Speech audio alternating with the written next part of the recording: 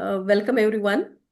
Today we are delighted to welcome Dr. Sameer Mukund Paranjepe, a distinguished Ayurvedic physician.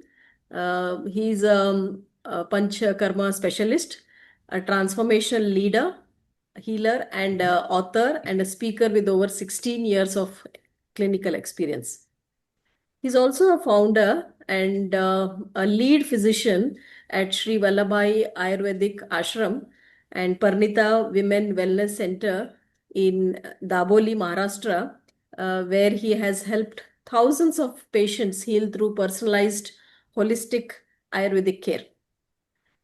Dr. Sameer is specially known for his work with middle-aged women, supporting them from perimenopause, hormonal imbalance, joint pain, anxiety, lifestyle disorders by blending classical Ayurvedic wisdom and result-oriented practices.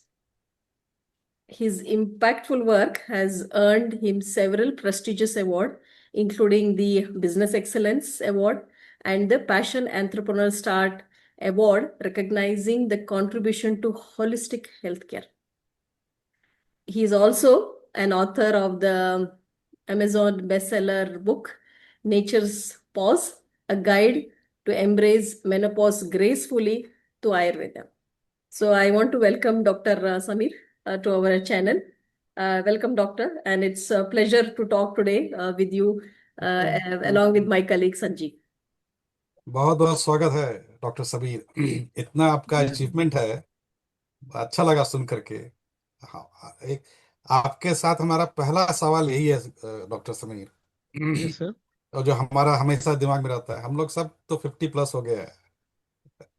तो अभी क्या है कि problem तो body का wear and tear थोड़ा problem ना शुरू हो जाता है, और प्रॉब्लम सबसे ज्यादा शुरू होता है हम लोगों का, ये आपका घुटने का दर्द, समझ रहे हैं ना, नी प्रॉब्लम। यस एंड दैट्स तो प्रॉब्लम ये हो जाता है कि थोड़ा बैठो कभी उठो, उसमें थोड़ा दर्द होता है। कभी आपका जो डेली एक्टिविटी है उसमें भी आपको थोड़ा सा डिस्कम्फर्ट फील होता है।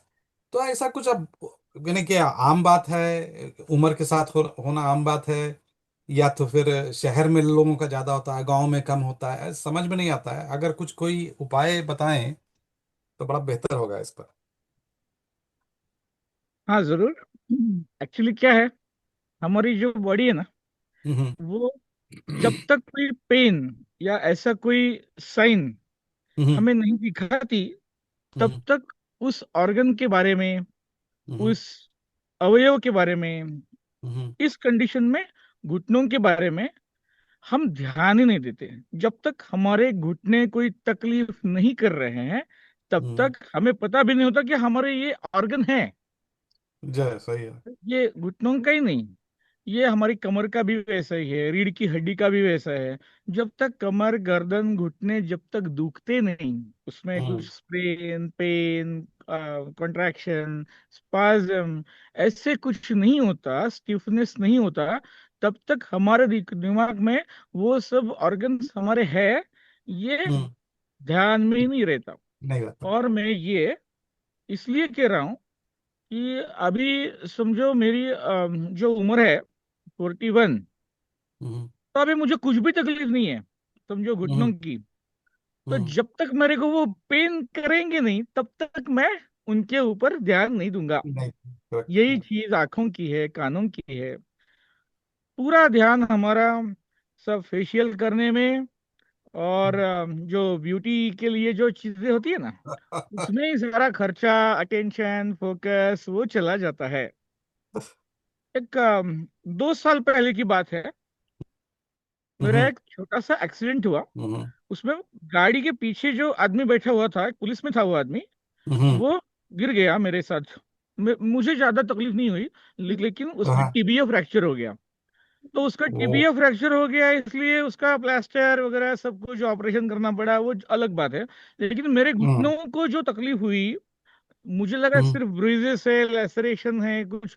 लेकिन दूसरे दिन जब मेरा वो राइट नी जब स्टिफ हो गया, स्वेलिंग आ गई, हम्म। तो तब तक मुझे कुछ भी नहीं हो रहा था। जब वो स्टिफ हो गया, तो बाद में हम्म समझ आया कि अरे बाप रे, अंदर सिर्फ स्प्रेन नहीं है या हम्म कंट्यूजन या लैसरेशन सिर्फ नहीं है, वो हम्म लिगामेंट टियर हो गया है। वो ओ खड़ा ही नहीं रह पाता था। मैं सुबह दूसरे दिन में खड़ा ही नहीं रह पाया, तो हम्म लड़खड़ाने लगा। तो ये एसीएल टियर हो गया। ये जो टियर है ना, वो हम्म टियर लिगामेंट टियर है, लिगामेंट इंजुरी है। अब हम्म जब वो घुटने में तकलीफ होने लगी, तब मेरा पूरा फोकस घुटनों में चला गया। तब तक मुझे हम्म, ये ऑर्गन हमारे है ये दिमाग में नहीं था। नहीं था। यही चीज हमारे हर एक व्यक्ति के जीवन में हर हम्म एक अवयव के लिए होती है। तो ये खुद का हम्म उदाहरण मैं इसलिए दे रहा हूँ कि मेरी हम्म, खुद की लिगामेंट की इंजरी की वजह से मुझे एडवाइस किया गया था कि बाबा घुटनों की सर्जरी करवा लो। अब अच्छा। मैं ठहरा वैद्य आयुर्वेद का, वैसे सर्जरी के लिए जाना तो मुझे ऐसे फील हो गया, अरे बाप रे, अभी मुझे सर्जरी करवानी पड़ेगी, आयुर्वेद में हम्म कुछ नहीं है। हम्म, चलो आयुर्वेद के हिसाब से कुछ काम करके देखते हैं। अच्छा। तो मैंने उसके बारे में जो चीजें सिर्फ लोगों को मैं बताता था, ये करो वो करो, तेल लगाओ, ऐसा करो वैसा करो, मैंने खुद को कभी नहीं लगाया था वो घुटनों के लिए। ऐसे फोकस हम्म ही नहीं था। तो मुझे हाँ। वो करना पड़ा। तो करना पड़ा तो मुझे समझ आया कि 2-3 हफ्ते में वो जो मेरा वॉकर लेके चलना, वो जो घुटनों में ताकत कम हो गई थी, वो फिर रीगेन हो गई। लिगामेंट इंजरी थी, मेनिस्कस को तकलीफ हुई थी, टीयर हो गया था। वो हम्म ठीक होने के बाद में चलने फिरने लगा, सब मेरा नॉर्मल रूटीन। फिर इस जॉइंट को मैं भूल गया। सब मैं हम्म बैठ रहा हूँ, उठ रहा हूँ, सबके दौड़ना कूदना बैठना सब हो रहा है। हम्म फिर एक 6 महीने के पहले एक छोटा छोटा सा मेरा एक्सीडेंट हो गया। हम्म उसमें फिर वही पैर को, जॉइंट को वो जो तकलीफ हुई, उसमें फिर वही स्प्रेन और लिगामेंट इंजरी और चलने फिरने में तकलीफ।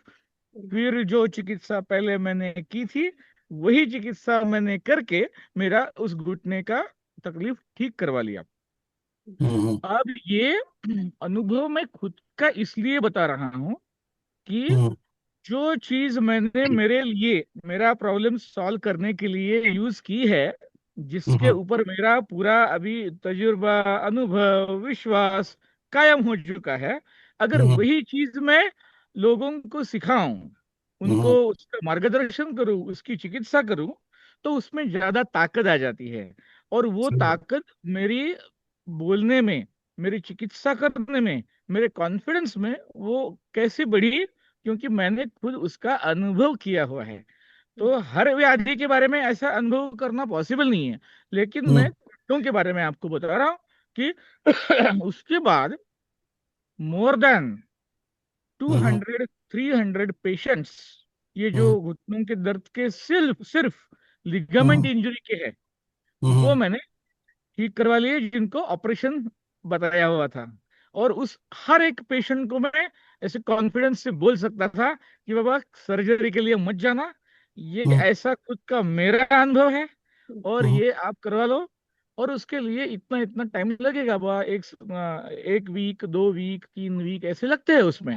उतना हम्म टाइम अगर आप दे दे तो उसमें रिकवरी हो जाती है। हम्म तो मेरा बोलना यह है कि अगर हमारा हमारे शास्त्र के ऊपर ही विश्वास है, तो ये हम्म सब पॉसिबल है। अगर हमारे शास्त्र पे भी हमारा विश्वास नहीं, अगर मैं सर्जरी के लिए जाता, सर्जरी हम्म करवा लेता उस लिगामेंट की, तो कौन से मुंह से मैं लोगों को घुटनों की सर्जरी का बचाने के लिए बोलता? बराबर है ना? हाँ, तो बराबर है। ये ये चीज हमें ध्यान में रख के आयुर्वेद में ऐसा बोला गया है कि हम्म ये सब जो घुटने हैं, मसल्स है, लिगामेंट्स है, टेंडॉन्स है, उनको पहले से ही रेगुलरली अभ्यंग करवाना है, जानूधारा करवानी है, तेल लगाना है, उनको उनकी जो फ्लेक्सिबिलिटी है वो बढ़ानी है, उनको ताकत देनी है। तो अगर हम्म कोई इंजरी हो भी गई, तो उसमें से जल्दी वो आदमी रिकवरी हो ठीक जाएगा। होने के लिए आसानी हो जाती है। और हाँ। ये तथ्य सब सुश्रुत संहिता में लिखे हुए हैं। और वो एक्चुअली वॉर फ्रंट में जाने वाले जो सैनिक थे, उनके लिए बताए हुए हैं, अच्छा। क्योंकि उनको इंजरीज को ज्यादा झेलना पड़ता था। तो वो हम्म सब चीजें वॉर फ्रंट में जो है उनके लिए बताई गई है। वो तत्व हमें, हम रोज का जिंदगी में वॉर ही है सब। चलना घूमना फिरना, गाड़ी पे ट्रैवलिंग करना, वॉर हम्म जैसा ही है। तो हम्म ऐसे अवस्था में फुल बॉडी मसाज, घुटनों के ऊपर तेल लगाने के लिए हम बोलते हैं ना लोगों को, तो कितना हम्म सा तेल लगाते हैं? 1 चम्मच, 2 चम्मच, अरे इतना सा तेल लगा के नहीं होगा। 1-1 लीटर तेल ऐसे धारा अभिषेक जैसे करते हैं ना शिव जी के ऊपर, ऐसे हम्म घुटनों के ऊपर तेल डालने के लिए मैं सिर्फ बोलता नहीं हूँ, खुद करता हूँ, पेशेंट्स को सिखाता हूँ। और अब तक हजारों पेशेंट्स को मैंने बहुत सारी वो विधि सिखाई है। और उससे जो हम्म पेशेंट्स ठीक हुए हैं, उनके तो मैंने फीडबैक, टेस्टिमोनियल्स, उनके वीडियोस, वो सब अभी यूट्यूब पे और इंस्टाग्राम पे, फेसबुक पे इतने लोगों तक पहुंच गए हैं कि अभी वो हम्म। सिर्फ पेशेंट्स के 1-1, 2-2 मिनट के वीडियोस देख के मेरे पास पेशेंट आते हैं। एक मैंने सवाल है डॉक्टर समीर, हाँ। कि आप जैसे बोला कि जैसे उतना लीटर तेल डालना है, ये तो घर में तो पॉसिबल नहीं है उतना लीटर। कोई मसाज उसमें आपके जैसे क्लिनिक में गया तो वहां पे ये पूरा इंतजाम रहता है, ऐसा 1-1 लीटर तेल डालेगा घर में तो पूरा घर तेल तेल हो जाएगा। वो तो थोड़ा वो सा मतलब थोड़ा मुश्किल है। हाँ हाँ हाँ और हाँ। तो ऐसा कुछ घरेलू उपाय जिसमें कि हम लोग अगर डेली दिनचर्या में करें, जिससे कि हम्म थोड़ा मतलब इस तरह का डिस्कम्फर्ट नहीं लेकिन कुछ आराम हम लोग को हो जाए और यस, मैंने बाकी लोग भी ये को भी फायदा पहुंचे। मैंने एक जो सीवियरिटी जो है ना पेन की, उसके हम्म लिए मैंने ये जो उपाय बताया इतना तेल डालने का, वो हम्म उनके लिए बताया हुआ है कि जो सीवियर पेन जिनको है, जिनको ऑपरेशन के लिए बोला गया है। हम्म लेकिन रोजमर्रा की जिंदगी में छोटी छोटी चीजें करने के लिए जिन लोगों को तकलीफ होती है नी जॉइंट पेन हम्म से, हम्म ऐसे लोगों को हम्म सिर्फ लोग तेल लगाते हैं नी जॉइंट पे। हम्म लेकिन मैं पेशेंट्स को बोलता हूँ कि सिर्फ नी जॉइंट को तेल लगा के वो नहीं होगा। वो हम्म आपके वैद्य अगर उन्होंने प्रिस्क्राइब किया हो, या मैं जो बताता हूँ चीजें तेल लगाने के लिए वो लगा रहे हैं, तो हम्म सिर्फ वो नी को नहीं लगाने हैं, आपकी हम्म कमर को, रीढ़ की हड्डी को, बटक्स को, थाइस को स्टेबिलिटी देनी पड़ेगी, हम्म आपकी काफ मसल्स को, आपके फीट को, सोल, एंकल जॉइंट, सब आजू बाजू के जो प्रोक्सिमिटी में और डिस्टेंट दोनों जो है, उनको स्टेबिलिटी अगर मिलेगी तो ये नी जॉइंट को आराम देने में सहायक होता है। तो मैं हम्म बोलता हूँ कि नी जॉइंट को सिर्फ तेल लगाने से काम नहीं होगा। सिर्फ तेल ही नहीं, कुछ लेप होते हैं, कुछ औषधियाँ होती है जो लगाने के लिए हम बाहर से देते हैं। और हम्म वो सिर्फ नी जॉइंट पे नहीं, तो कमर से लेके हम्म थाइज, बटैक्स, काफ मसल्स, सबको स्टेबिलिटी देनी है। तो वो काम अलग अलग जो जॉइंट्स है, मसल्स है, वो संभाल लेते हैं और हम्म ताकत मिलती है नी जॉइंट को।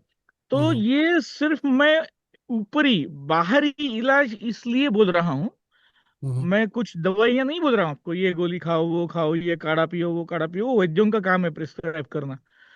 तो मैं लोगों को घर में करने के लिए जो बोलता हूँ वो नित्य अभ्यंग, पूरे बॉडी को तेल लगाइए। अगर समझो आप किसी दूसरे देश में हैं, जहाँ समझो कोई आयुर्वेदिक तेल मैंने लिख के दिया वो आपको नहीं मिलने वाला, हम्म नारियल का तेल है, हम्म ऑलिव ऑयल है, हम्म सीसमी ऑयल है, हम्म बादाम का तेल है। तो हम्म जिसको जैसा अवेलेबिलिटी हो वैसा, हम्म छोटी मोटी तकलीफों के लिए कोई बड़ा नाम वाला तेल की जरूरत नहीं होती।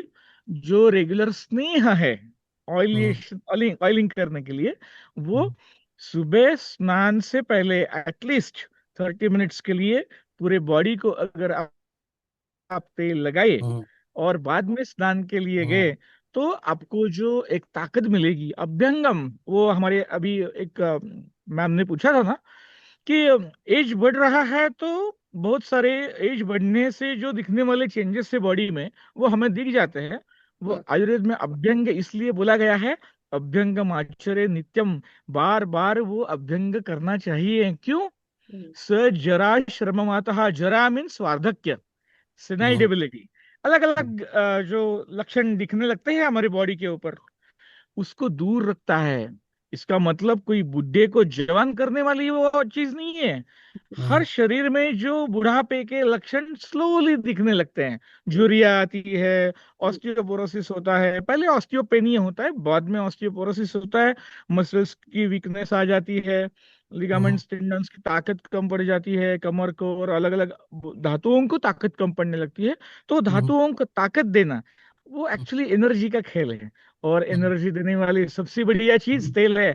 अगर वही तेल आपको खाने के लिए मैं बोल दूं तो आप बोलेंगे हमारा कोलेस्टेरॉल बढ़ जाएगा, मोटापा बढ़ जाएगा। मैं आपको तेल खाने के लिए तो नहीं बोल रहा हूँ, बाहर से लगाना है। अगर समझो एक 20 ml 30 ml इतना सा तेल लेके अगर बॉडी को आप लगाए हैं, सर से लेके पाँव तक, एक 15-20 मिनट लगते हैं, तो वो तेल लगा के, सरसों का तेल भी चलेगा, वो लगा के आप बाद में स्नान करें गरम गरम पानी से, थोड़ा नमक डालिए उसमें, तो बॉडी का स्टिफनेस कम होने के लिए मदद होता है। और ये सब चीजें मैं सिर्फ ट्रीटमेंट का पार्ट नहीं बता रहा हूँ, मैं ये आयुर्वेद में जो डेली रूटीन डेली, बताया गया है हाँ, उसमें से ही डेली उसको सिंपल बता सिंपल चीजें मैं आपको बता रहा हूँ कि जो आप घर में कर कर सके। सकते हैं। और उसमें ही आयुर्वेद है, सिर्फ गोलियां काढ़े जड़ी बूटियां उसमें आयुर्वेद नहीं है। हम्म, आपकी डेली जिंदगी में जीने के लिए जो चीजें आपका जीना आसान करे, उसके लिए जो मार्गदर्शन है वो आयुर्वेद बढ़िया है। था। यस। और एक तो सवाल था। अभ्यंग में ज्यादा उसके लिए सबको बोलता हूँ मैं पेशेंट्स को अच्छा। कि अभ्यंग जरूर करे। और उसके साथ ही एक चीज और है जो कोई इन दिनों करता नहीं, क्योंकि मार्केट में साबुन आया है। इस साबुन ने क्या किया, पूरे स्किन का जो ऑयलीनेस है ना, वो निकाल देता पूरा है। निकाल दिया। निकाल देता वो है, सही। ड्राइनेस आ जाता है, उसमें से सोडा होता है, उसमें सही बोल। केमिकल्स होते हैं हाँ, उसी तरह। तो और क्या वो यूज? सब होते हैं कि कुछ ऑर्गेनिक साबुन निकाल के ये केमिकल फ्री है, इसलिए वो एक धंधा जो शुरू हो जाता है। मेरे भी जो 35-34 वैसे साबुन है और जो व्हाट वी शुड यूज, तो केमिकल फ्री। आपका क्या बोलना है कि अगर साबुन नहीं है तो फिर क्या यूज करना है? साबुन बेसिक। नहीं है तो पहले जब साबुन नहीं था हम्म। तो लोग क्या करते थे, अलग अलग वनस्पतियां है, जैसे हल्दी है, चंदन है, हम्म, उपटन जिसको बोलते हैं, हाँ। वो उपटन हमारे बॉडी को लगाना है। तो हम्म। वो उपटन से क्या होता है, जो जो ज्यादा चर्बी है हमारे बॉडी में, स्किन हम्म। के नीचे सब सब क्यूटेनियस टिश्यूज होती है, वो फैटी होती है। हम्म। तो वो अतिरिक्त जो फैट सेल्स जो डिपॉजिट हुआ है फैट, उसको कम करने वाला ये बढ़िया चीज है। तो वो अच्छा। स्टिफनेस कम कर देता है, एक्सेसिव जो होता है वो सब कम करता है। उद्वर्तन, ये उपटन लगाने के लिए मैं पेशेंट्स को बोलता हूँ। अभ्यंग, उद्वर्तन, बाद में गर्म पानी से नहाना, हम्म। और एक्सरसाइज बाद में आती है। पहले लोग एक्सरसाइज करते हैं, लोग क्या हम्म, करते हैं, पहले मॉर्निंग वॉक के लिए जाते हैं, जाड़े में सर्दी में ठंड लगती है उनको, पूरा स्टिफ हो जाता है बॉडी, बाद में वो नहाते हैं। ऐसा नहीं है एक्चुअली। पहले आप तेल लगाइए, उपटन लगाइए, बाद में गर्म पानी से नहाइए, और नहाने के बाद जब हमारी बॉडी फ्री हो गई हो, रिलैक्स हो गई हो, तब कोई योगासन, सूर्य नमस्कार, या कोई अलग अलग एक्सरसाइजेस हम्म, जो आपके बॉडी को स्टेबिलिटी देने वाले हो, ज्यादा डायनेमिक ना हो, लेकिन अ, एक योगासन जो होता है वो बैठ के चीजें करनी होती है या लेट के करनी होती है, हम्म, हम्म, उनका ज्यादा रोल है घुटनों के दर्द के लिए। तो अच्छा। वो चीजें, एक स्टैटिक एक्सरसाइज होती है, एक डायनेमिक एक्सरसाइज होती है। तो हम्म। मैं हम्म, बहुत सारी स्टैटिक एक्सरसाइजेस पेशेंट्स को बताता हूँ, जो इंड्योरेंस आपके बॉडी में ज्यादा हम्म, पैदा करके दे दे, जो हम्म, जॉइंट्स को स्टेबिलिटी देने के लिए हम्म, मदद करता है। और कुछ डायनेमिक भी होती है, वो आपको करना जरूरी है। लेकिन घुटनों के बारे में हम बात कर रहे हैं, तो लोग क्या करते हैं, मेरा वजन बढ़ गया है, हम्म। शुगर बढ़ गई है, कोलेस्ट्रॉल बढ़ गया है, तो डॉक्टर ने बोला है 5 किलोमीटर 10 किलोमीटर चलने के लिए बोला है। हम्म। तो वजन कम करने के लिए आपको चाहिए ना एक्सरसाइज, तो घुटनों को क्या तो क्यों तकलीफ दे रहे हैं 5-10 किलोमीटर चल के? आपकी चर्बी पेट में है, आपकी चर्बी बटेक्स पे है, थाइस पे है, तो हम्म। आपको एक्सरसाइज ऐसी करनी चाहिए जिसमें आप लेटे हुए हो, और आपकी कमर को, आपके पेट को, बटक्स को, थाइस को एक्सरसाइज मिले। और वो एक्सरसाइज में पेशेंट्स को सिखाता हूँ जिसमें आपकी नी जॉइंट्स को तकलीफ नहीं होती। नहीं तो पूरा उसके अंदर जो गादी होती है ना, बेड जो होता है ना, जो साइनोवियल फ्लूइड जिसमें जो भरा हुआ रहता है, वो हम्म। पूरा घिस जाता है, डिजेनरेटिव चेंजेस हो जाते हैं। और तो एक वो सवाल पांच था। पांच दस दस इसी किलोमीटर चल के होता है सब ये। हाँ, इसी के ऊपर एक सवाल था। और एक हाँ हाँ, बोलिए। काफी लोग बोलते हैं कैल्शियम डेफिशिएंसी होने के कारण अगर शरीर में कैल्शियम भी कमी हो तो भी घुटनों में दर्द होता है। तो हाँ स्पेशली लेडीज में ये ज्यादा ज्यादा हम सुनते हैं, तो ये सही है या फिर दैट इज हाँ ओनली हाँ हाँ, सही दैट्स है। ओनली कॉज या। सही है ये, सही है। लेकिन ये जो सब लोग अभी जो हम बोल रहे हैं ना, हम्म, वो जो सुनने वाले लोग हैं, वो खाते पीते घर के लोग हैं। उनके घर में सब कुछ खाने की चीजें अवेलेबल है, कैल्शियम रिच उनका डाइट भी होता है। आप सिंपल समझो, गेहूं की रोटी खा रहे हैं तो आपको कैल्शियम की गोली लेने की जरूरत नहीं है। अच्छा। अब होता क्या है, जो कैल्शियम हमारे आहार में होता है, जो हमारे बॉडी में जाता भी है, अगर वो यूटिलाइज हम नहीं कर पाए तो वो कैल्शियम कुछ काम का नहीं। हम्म, तो आपको कैल्शियम सप्लीमेंट्स लेने से ज्यादा जरूरी है आपको सन एक्सपोजर कितना मिल रहा है। अगर विटामिन डी ही आपको नहीं मिल रहा है तो आपका बॉडी में कैल्शियम कैल्शियम हो के भी कुछ एब्जॉर्प्शन। फायदा नहीं। तो करेक्ट। विटामिन डी मदद करता है कैल्शियम को बोन तक पहुंचाने के लिए। और वो अगर एब्सॉर्प्शन अच्छा हुआ तो आपके बोन्स को जो ऑस्टियोपेनिया या ऑस्टियोपोरोसिस हो रहा है उसमें मदद मिलेगी। और ये सिर्फ कैल्शियम का और विटामिन डी का खेल नहीं है। उसमें बहुत सारी फैक्टर्स ऐड हो जाते हैं, फास्फोरस भी चाहिए, जिंक भी चाहिए, लेडीज के बारे में एस्ट्रोजन भी चाहिए।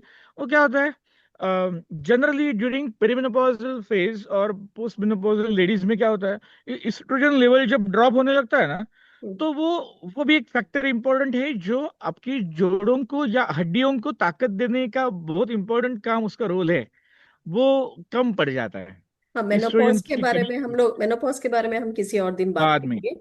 बट यस, लेकिन वन ये मोर एक ग्रेट। इम्पोर्टेंट फैक्टर, हाँ। हाँ इम्पोर्टेंट फैक्टर जो कैल्शियम के बारे में जो बता रहा हूँ ना, हम्म, उसमें ये विटामिन डी और एस्ट्रोजन, ये बहुत इंपॉर्टेंट चीजें हैं।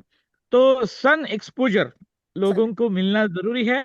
और ये समझो, मेल्स को मैं बोलता हूँ, पेशेंट्स को, कपड़े निकालो आराम से, एक खटिया डाल के उसके ऊपर सो जाओ। लेडीज क्या करेंगी, किसी लेडीज के करेंगे। ऊपर जाना पड़ेगा। तो सही ये बात। जो ऊपर है टेरेस, उसके ऊपर और बड़ी बिल्डिंग्स है तो कोई दूसरे इसमें से आपको देख लेगा, तो प्राइवेसी का प्रॉब्लम है। तो अभी मैं यहाँ ऐसे कर रहा हूँ, जो गांव में है इसलिए पॉसिबल है, हम्म, सिटी में पॉसिबल नहीं होगा, कुछ उसके लिए दिमाग में करना पड़ेगा। एक ऐसा प्लेस जहाँ पे लेडीज को अच्छी प्राइवेसी हो हम्म, और सन एक्सपोजर उनको अच्छा मिले, हम्म, और मैक्सिमम बॉडी अगर एक्सपोज हो जाए सन रेस को, यूवी बैंड जो होता है उसको, हम्म, तो 10-15 मिनट में, 20 मिनट में वो पूरा जो सन एक्सपोजर है वो मिलके वो विटामिन डी जितना बॉडी को चाहिए वो उतना बॉडी ले लेती है। और हाइपर विटामिनोसिस भी नहीं होता, क्योंकि आप डॉक्टर प्रिस्क्राइब करता है विटामिन डी, वो हम्म, आप खाती भी है वंस वीक, वो 60,000 यूनिट्स पर वीक ऐसा हम्म, लेना होता है उसका डोज। वो कितना भी आप ले ले, ब्लड में उसकी लेवल्स बढ़ती है, लेकिन एक्चुअल में उसका जो उपयोग होना चाहिए बॉडी को, वो मिलता ही नहीं। ऐसा भी होता है। तो एक्चुअली आपने अगर दाल चावल रख दिए गैस के ऊपर, बर्नर ऑन कौन करेगा? वो आप बर्नर ऑन नहीं करते, सन एक्सपोजर चाहिए उसके लिए। हम्म, तो वो विटामिन डी बॉडी में होके भी उसका फायदा नहीं हो रहा है। अच्छा। और वैसा नहीं चलेगा, सन एक्सपोजर हर एक के लिए जरूरी है। तो उसके और लिए एक सवाल, आपको और एक सवाल, सबको, फॉलो अप सवाल टू दैट ओनली। हाँ हाँ हाँ, बहुत बार देखा है कि हमको ना विंटर सीजन में, सर्दियों में एंड मानसून सीजन में ज्यादा घुटनों में दर्द होता है। तो इज इट बिकॉज हम लोग ज्यादा हाँ। सन का एक्सपोजर नहीं होता इसीलिए इन सीजनों में हमको ज्यादा घुटनों में दर्द होता है? Is it true? एक तो घुटनों का दर्द का ज्यादा समय है बारिश के दिनों में, जब हवा में हम्म, ठंडी होती है, हम्म, ठंडक होती है, हम्म, ब्लड सर्कुलेशन अच्छा नहीं हो पाता हम्म, ऐसे स्ट्रक्चर्स को। हम्म, और विंटर सीजन में भी वही होता है, हम्म, जिसमें वैसो कॉन्स्ट्रिक्शन हो जाता है। हम्म, और ब्लड सप्लाई अगर इन ऑर्गन्स को अच्छा नहीं है, तो अगर सप्लाई नहीं है तो स्टिफनेस आ जाता है, हम्म, वो सब कॉन्ट्रैक्शन हो जाता है ठंड की वजह से। जब ठंड की वजह से कॉन्ट्रैक्शन हो रहा है, तो इसका मतलब ये ऋतु चल रहा है शीत ऋतु। तो उसके विपरीत हमारे बॉडी को गर्म रखने के लिए हमारा आहार भी गर्म होना चाहिए। हाँ, गर्म होना चाहिए, हाँ। सन एक्सपोजर ये एक चीज है, कपड़े भी गर्म चाहिए, वो ट्रेडिशनली हम सब करते आए हैं। लेकिन अभी घुटनों में दर्द है, स्टिफनेस है, फिर भी लोग सुबह मॉर्निंग वॉक के जा रहे हैं 6 बजे 7 बजे, वो गलत है। अभी विंटर के दिनों में जाना गलत मीन्स, वो बूढ़ा हो या जवान हो, किसी को भी सुबह 6-7 बजे इतनी ठंड में वो मॉर्निंग वॉक के लिए जाने के लिए आयुर्वेद परमिशन नहीं देता। जाने की जरूरत नहीं है, 9 बजे 10 बजे जाओ। धूप में जाइए थोड़ा सा। समझता नहीं आपको, ठंड से आपको संरक्षण चाहिए, वो आयुर्वेद बोलता है। तो आपको ऐसा टाइम पीरियड देखना चाहिए जिसमें आपको ज्यादा एक्सपोजर ठंड का विंटर का ना झेलना पड़े, तो बॉडी में वो स्टिफनेस कम हो जाती है। और बहुत सारे आहार में भी बहुत सारी चीजें हैं जो स्टिफनेस बढ़ाती है। आप पराठे खाती है, दही खाती है, छाछ पीती है, टमाटर, नींबू, सब खट्टी चीजें, वो सब खट्टी चीजें आपके जॉइंट्स में एक तरफ का टाइप का स्वेलिंग कर देती है और स्टिफनेस भी बढ़ाती है। ओके। तो वो एक आयुर्वेद बहुत सारे फैक्टर्स को ऐसे देखता है, इसलिए अगर हम ऐसे ही बातें करते रहे ना तो पूरे रात भर में सिर्फ घुटनों के बारे में बोल सकता हूँ। एक एक आहार विहार व्यायाम सब। ओके, तो आप एक एक और जरूर एक दे। सवाल है डॉक्टर समीर, ये जो ठीक है तो समझ में आया, लेकिन ऐसा कुछ बैठने का आदत, जैसे कोई मुद्रा होता है बैठने का, उससे भी कुछ हाँ हाँ। डिफरेंस होता है? क्योंकि यस। हम जानना चाहते हैं और हमारे दर्शकों को ये बताना चाहते हैं कि घर के अंदर में घरेलू तरीके से कुछ ऐसा काम करें जिससे कि उनको दर्द कम हो, या दर्द का उपाय उनको दिन अपना डेली रूटीन में वो कर सके। यस। बहुत बार डॉक्टर बोलते हैं पेशेंट्स को कि आप अभी जमीन पे मत बैठिए, क्रॉस हम्म। लेग्ड जो होता हम्म। है। हम्म। तो लोग 8-8 साल 10-10 साल तक नीचे बैठते नहीं, उनका ग्राउंडिंग ही चला गया है। हम्म। तो अगर मैं पेशेंट्स को कैसे बैठना है कैसे उठना है उसका ट्रेनिंग देता हूँ। अच्छा। जो आदमी मेल या फीमेल लेडी जो 10-10 साल तक कभी जमीन पे बैठ नहीं पाई है, 1-2 दिन में वो हम्म। जमीन पे बैठना शुरू कर देती है मेरे तरीके से। एक सिंपल सा चेयर लेके, एक छोटी हम्म। सी तकिया लेके अगर चेयर के सामने रखे, उसके ऊपर अगर आप दोनों हाथ चेयर पे रख दे और एक एक घुटना नीचे तकिए के ऊपर आप रख दे, तो वो नीचे घुटनों को एक फोम मिलता है, तो तकलीफ नहीं होती, पेन नहीं होता। और एक बार आपके दोनों घुटने अगर उस तकिए के ऊपर रख दिए आपने, तो बाद हम्म। में नीचे बैठना आसान है। तो हम्म। ये चीज मैं पेशेंट्स को सिखाता हूँ। बहुत सारे वीडियोस मैंने ऐसे बनाए हैं यूट्यूब पे और इंस्टाग्राम के, जिसमें एक दो हम्म। दिन में 2-3 दिन में पेशेंट आराम से बैठने लगा है। और हम्म। वो बैठना पेशेंट के लिए इतना इम्पोर्टेंट चीज होती है कि मैं बैठ सकी 15 साल के बाद जमीन पे। जमीन पे बैठ के खाना खाने का मजा कुछ और ही है। कितने हम्म। साल वो चेयर के पे बैठ के कहीं दूसरी जगह पे जा रहे हैं तो तकलीफ, खड़ा रह के खाना पड़ता है, चेयर पे बैठ के खाना पड़ता है। नीचे बैठने का जो खाने का तरीका है वो आदमी को जो अच्छा वाला फीलिंग है ना वो दे देता है। और वो ग्राउंडिंग भी जरूरी है, और वो ग्राउंडिंग में सिखाता हूँ। ये सिर्फ हम्म। बैठने का तरीका नहीं, सिर्फ हम्म। नीचे जब हम्म। बैठते हैं हम तो राजा जैसे बैठना है, ऐसे ही फ्लोर पे नहीं बैठना है। अच्छा सा तकिया जो हम्म। शेष जी लेते हैं गद्दी पे जैसे बैठते हैं ना हम्म। दीवान जी, तो नीचे आपका जो बटक्स है ना, वो हम्म। बटक्स के लिए अच्छा वाला गद्दा चाहिए। हम्म। आपके जो बटक्स है वो उतना मस्कुलेचर उसका फैट या मस्कुलेचर उतना ताकतवर नहीं रहा है आप, तो उसके लिए आपका उतना वो डिस्टेंस आपको एडजस्ट करके तकिए की मदद से उसके ऊपर आपको बैठना है, और आपके घुटने और पैर नीचे रहेंगे चलेगा।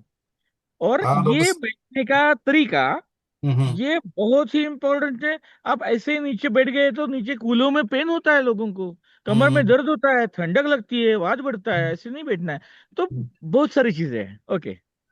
चलिए डॉक्टर समीर, समय का अभाव की वजह से हम लोग को तो ये यहाँ रोकना पड़ेगा। लगता है कि हम लोगों को दूसरा एक कोई सेशन करना पड़ेगा जिसमें कि हम लोग इसको डिटेल में बात करें, क्योंकि यस बहुत यस। ही इंटरेस्टिंग सब्जेक्ट है और इसमें बहुत लोगों का फायदा भी होगा।